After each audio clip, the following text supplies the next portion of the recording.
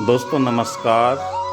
मेरे YouTube channel ब्रह्म ज्योति को आप सब्सक्राइब कीजिए और बेल आइकॉन को दबाइए। आपके पास में अध्यात्म से रिलेटेड नई नई वीडियो सबसे पहले आप तक पहुंचाई जाएगी। अध्यात्म की पूरी जानकारी। भक्ति रस का आनंद हम कैसे प्राप्त करें?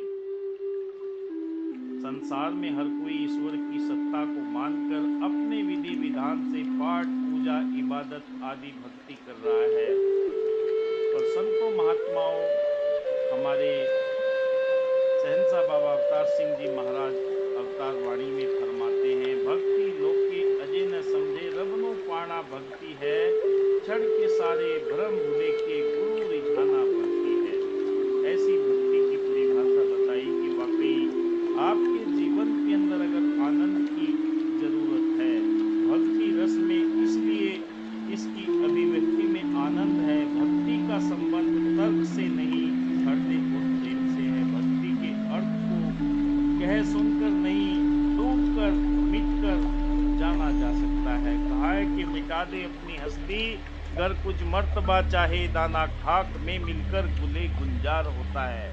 भक्ति रस को पाना चाहते हैं, अपने आप को जब तक हम सतगुरु के चरणों में समर्पित नहीं करेंगे, जीवन में भक्ति का रस आता ही नहीं। क्योंकि कोई किसी चीज का मान करता है, कोई किसी चीज का मान करता है। कहा कि कामी क्रोधी लालची उनसे भक्ति न होई, भक्ति करे कोई सूरमा, जाति वर्ण कुल कोई।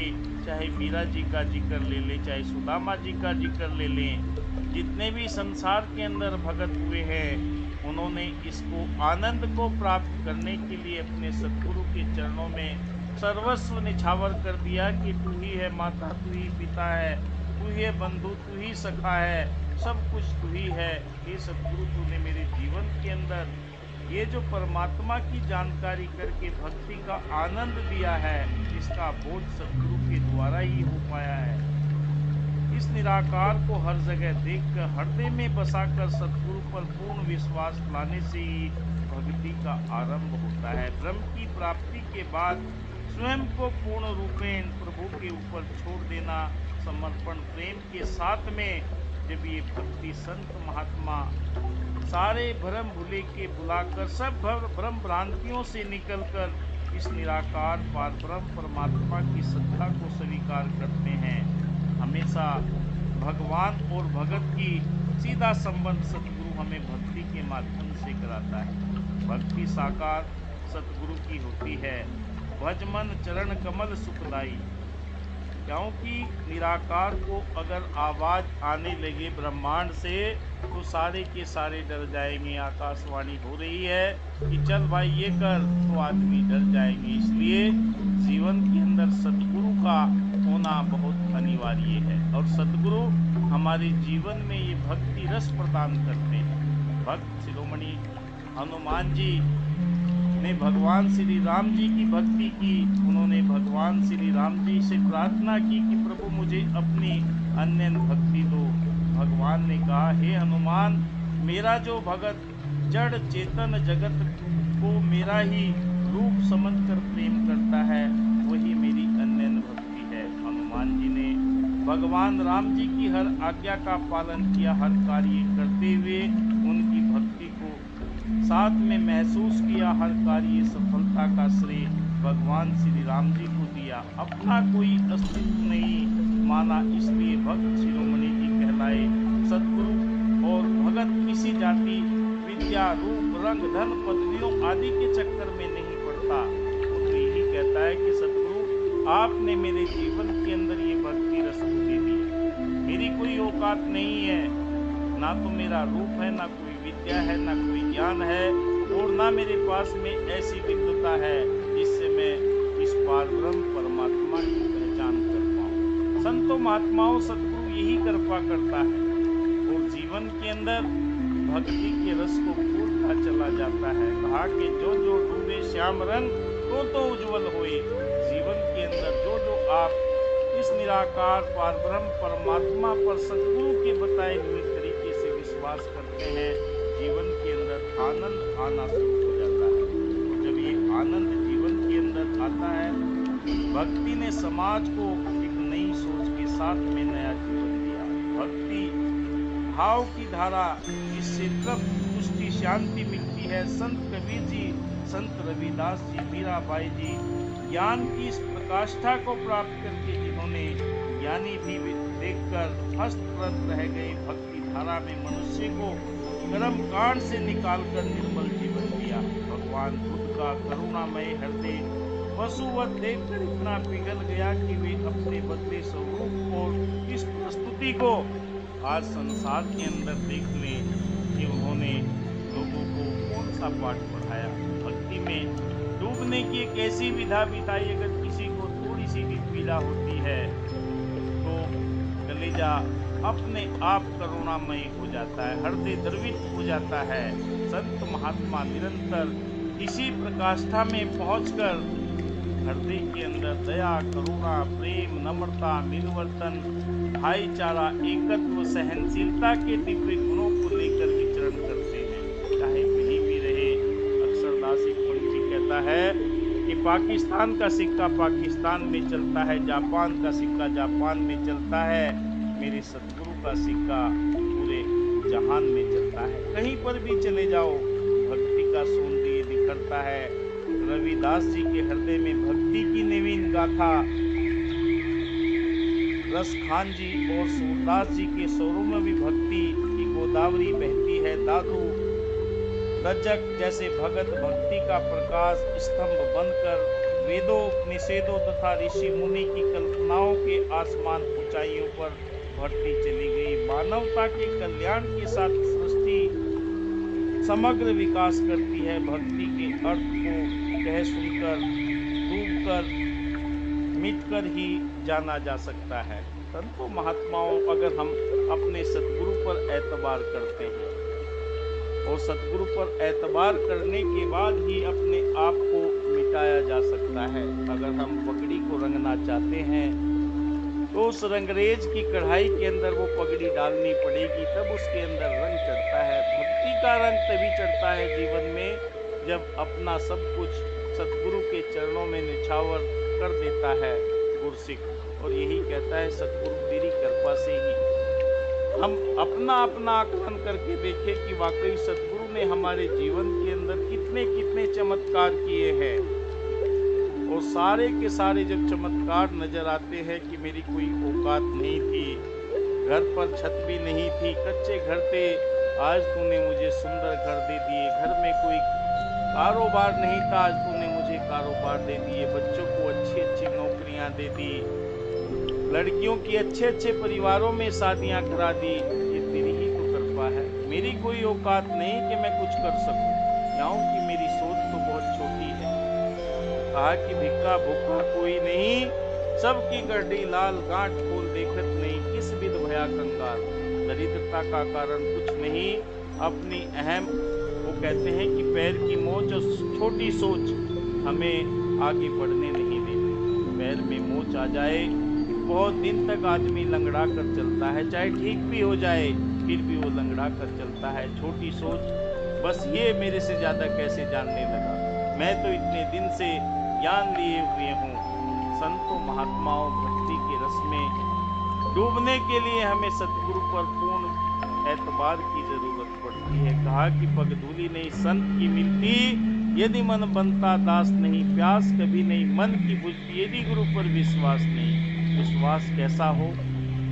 पूर्ण रूपेण अगर आज मेरा सतगुरु प्रेम करना सिखा रहा है, मानवता से, मानवता के साथ में जोड़ने की युक्ति बता रहा है, तो अगर मैं उसमें ना नुकर करता हूँ, मैं अपनी समझ को लगाता हूँ, अपनी सोझी को लगाता हूँ, तो मुझे फिर पछतावा होता है कि नहीं, मेरे लिए तो ये संदेश था, मेरे लिए तो ये आदेश था।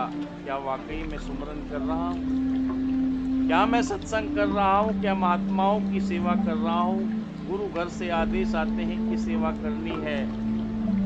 अभी तो हम वर्चुअल रूप में ही एक दूसरे के साथ में जुड़ते हैं, पर जब मौका मिलता है क्या वाकई में नजरें चुराता हूँ? संत महात्माओं की सेवा के लिए जो मेरे पास है उसे मैं न्यौछावर करने के लिए तैयार। संत की सेवा वो कर सकता जिससे स्वयं कराए, कितना भी प्रयास कर ले।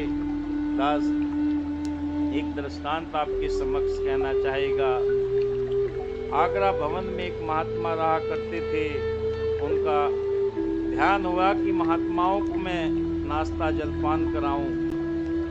कितना भी प्रयास किया गया, हर रोज वहां पर 50-60 महात्मा आया करते थे। उस दिन वहां पर महात्मा भी कम आए और आने के बाद में कोई अपना आधार कार्ड, कोई अपना राशन कार्ड, कोई कुछ बिजली का बिल, कुछ न कुछ बात कहकर चले गए। वो महात्मा दंग रह गया।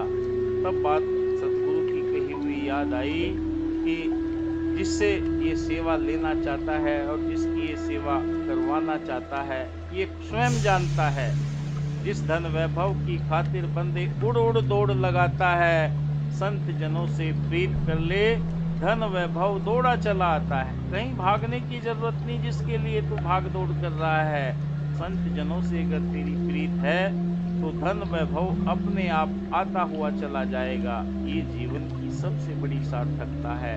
भक्त सुदामा जी का जिक्र आता है। जीवन के अंदर इतनी दरिद्रता थी, इतनी गरीबी थी कि जितने भी गांव में लोग रहते थे सबसे भिक्षा मांगकर परिवार को चलाते थे। उनकी पत्नी ने कहा कि भाई तेरा इतना बड़ा मित्र है, आप उसके पास जाते क्यों नहीं। चल दिया कि मैं कहाँ इतना गरीब आदमी और वो कहाँ इतना बड़ा राजा, फिर भी वो चल दिया। चलने के बाद उनकी पत्नी ने एक मुट्ठी वो चावल उन्हें दे दिए। तो जाने के बाद में वहाँ पर जब पहुँचा उस नगरी में, तो द्वारपाल से कहा कि भाई मैं भगवान श्री कृष्ण से मिलना चाहता हूँ, वो मेरे मित्र हैं। द्वारपालों ने कहा कि भाई तेरी हालत इतनी खस्ता है, ना तो तेरे पैरों में जूती है, ना तन के ऊपर कपड़ा है, कुछ भी नहीं है। कहने लगे कोई बात नहीं, एक बार कोशिश तो करके देख लो। जब संदेश दिया गया, काफी देर हो गई कि भाई नहीं, शायद पहचाना नहीं, वापस मोड़ दिया। चलने लगा वापस चलने के बाद भगवान स्वयं आए। आने के बाद में उन्हें लेकर गए और लेने के बाद में पूछा कि क्या हाल है। तो सारी दशा बताई कि कोई बात नहीं, स्वयं प्रभु के आदेश हो गए। विश्वकर्मा जी को बोल दिया कि जाओ वहां पर एक नए नगर का निर्माण करो। संतों महात्माओं जब उनकी पत्नी के पास में विश्वकर्मा जी पहुंचे, पूछा कि बताओ कहाँ पर आपका महल बनाना। कि नहीं, मेरा नहीं, पहले मुझे इस नगर का अलग से बसाने की बात अगर आप करते हो तो मैं हाँ बोलती हूँ। बात मान ली गई। कुबेर जी को खजाने का पता दे दिया कि जाओ भाई वहां पर अन्नपूर्णा को वहां पर अन्न का भंडारण करने के लिए भेज दिया। पूरे की पूरी अवस्था बदल गई पूरे नगर की। अब उसके बाद में सुदामा जी कहते हैं कि मुझे जाने दो। एक मुट्ठी जो चावल तंदूल था वो लेने के बाद में उनकी पत्नियों ने स्वयं कहा कि प्रभु सारा कुछ इसे ही दोगे क्या, हमारे लिए कुछ नहीं छोड़ोगे। तो उन्होंने वो बचाए और खाया। उसके बाद जब वो वापस चलने लगे कि ले भाई तू जा, तो उनके लिए पूरे भंडारे भरकर गाड़ी रथों में लाद कर भेज दिया। जब वो अपने नगर में पहुंचे, देखता है वहां पर तो आलीशान नगर का निर्माण हो चुका था। नगर का निर्माण, वो कहने लगी कि भी मेरा घर तो यहीं पर था, कहीं मैं गलत जगह पर तो नहीं आ गया। उनकी पत्नी आवाज देती है कि प्रभु यही आपका घर है। कहा कि प्रेम प्यार के पाले पड़ते प्रभु को नियम बदलते देखा, अपना मान रहे न रहे, भक्त का मान न जाते देखा। बीच में क्यों बोल रहे हो महाराज, क्या परेशानी हो रही है? साथ संगत जी प्यार से कहना धन निरंकार जी। जीवन की सच्चाई यही है, अगर हम सतगुरु की बात को मानते हैं, सतगुरु पर यकीन करते हैं, तो हमारे जीवन के अंदर बदलाव संभव है। अगर हम सतगुरु की बात को नहीं मानते हैं और भक्ति करना चाहते हैं, तो हमारे जीवन के अंदर वो भक्ति रस नहीं आ पाता। और जब भक्ति रस नहीं आता तो जीवन में आनंद भी नहीं आता। आनंद का स्रोत स्वयं सतगुरु होता है, जो भक्ति रस में हमें जीवन जीने का सलीका सिखाता है। नित्य प्रति अगर हम इस एहसास को करते हैं तो हमारे जीवन में ये एहसास भक्ति से परिपूर्ण होता हुआ चला जाता है। और यही जीवन की सबसे बड़ी सार्थकता है, जीवन का सबसे बड़ा रहस्य है। सात संगत जी, प्यार से कहना धन निरंकार।